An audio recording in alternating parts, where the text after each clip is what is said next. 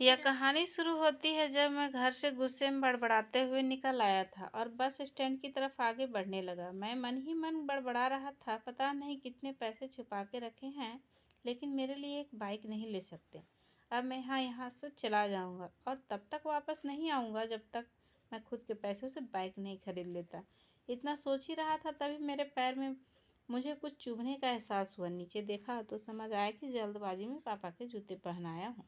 उन जूतों में कील उभरी हुई थी जो मेरे पैर में बार बार घाव किए जा रही थी।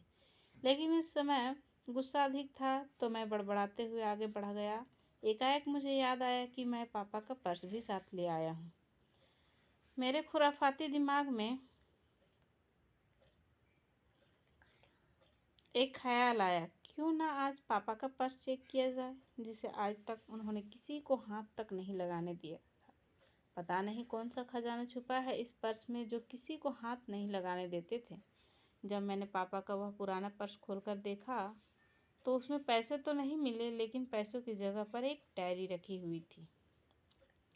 तब मैंने सोचा, ओह, तो यहाँ खजाना छुपा रखा है। मैं समझ रहा था कि यहाँ पापा ने लिखा होगा कि किससे कितने पैसे लेने हैं और किसको कितने पैसे दिए हैं, लेकिन मैं गलत था। जब मैंने उस छोटी सी डायरी का पहला पेज खोलकर देखा तो वहाँ पर जो लिखा था वह थोड़ा सीरियस कर देने वाला था। डायरी में जो लिखा था उसे पढ़ने के बाद मेरे चेहरे पर जो एक्सप्रेशन थे वो गायब हो चुके थे, क्योंकि डायरी में वैसा कुछ नहीं था जैसा मैं सोच रहा था। वहाँ पर उन पैसों का हिसाब लिखा हुआ था जो अलग अलग कामों के लिए अलग अलग लोगों से उधार लिए गए थे। उस लिस्ट में कंप्यूटर के नाम पर भी पैसे लिए गए थे। कुछ यूँ लिखा था, 50,000 बेटे के कंप्यूटर के लिए। वही कंप्यूटर था जिसे मैं आज तक यूज कर रहा हूँ, लेकिन मुझे यह पता नहीं था कि उस कंप्यूटर को खरीदने के लिए पैसे कहाँ से आए। लेकिन आज पता चल रहा था। मुझे आज भी याद है जब मैंने पहली बार कैमरे के लिए जिद की थी तो जो मेरे पापा ने मुझे 2 हफ्ते बाद मेरे बर्थडे पर लाकर दिया था, जिसे देखकर मैं बहुत खुश हुआ था और मुझसे कहीं ज़्यादा मेरे पापा खुश हुए थे।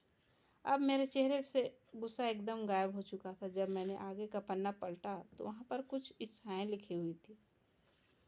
पहली जो विश थी उसमें लिखा हुआ था, अच्छे जूते पहनना। यह बात मेरी कुछ समझ नहीं आई। तभी मेरा पाँव अचानक सड़क पर भरे हुए पानी पर जा पड़ा और तभी मेरे पाँव में कुछ गीलीपन होने का एहसास हुआ। जब मैंने जूता उतार कर देखा तो उसका तला टूटा हुआ था। यह देखकर मुझे डायरी में लिखी बात याद आ गई।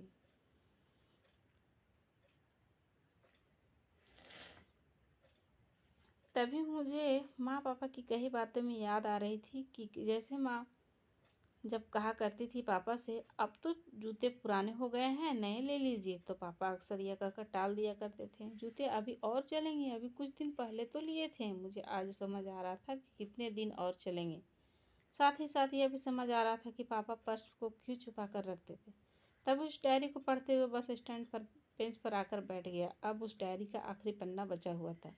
उस पन्ने को जब मैंने पलट कर देखा तो वहाँ कल की डेट लिखी हुई थी। तारीख के नीचे लिखा हुआ था 50,000 रुपये बाइक के लिए। बस इतना पढ़ा और दिमाग शन्न रह गया। अब मेरे मन में कोई शिकवा गिला नहीं बचा था, बस मेरी आंखों से आंसू चले जा रहे थे। मुझे आज तक नहीं पता चला क्यों रोया जा रहा था।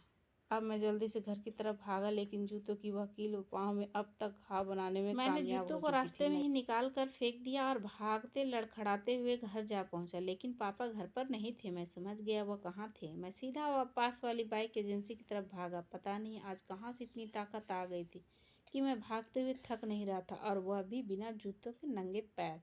जैसे तैसे मैंने बाइक एजेंसी पर पहुंचा। पापा वहीं थे। मैंने पापा को दौड़कर गले लगा लिया और मेरी आंखों से आंसू रुकने का नाम ही नहीं ले रहे थे। पापा को समझ नहीं पा रहे थे आखिर हो क्या रहा है, मैं क्यों रो रहा हूँ। मैंने पापा से कहा, पापा मुझे मोटरसाइकिल नहीं चाहिए, आप अपने लिए जूते ले लीजिए। अब आज से मैं जो भी करूँगा अपनी मेहनत से अपने बलबूते पर पढ़ कर करूँगा।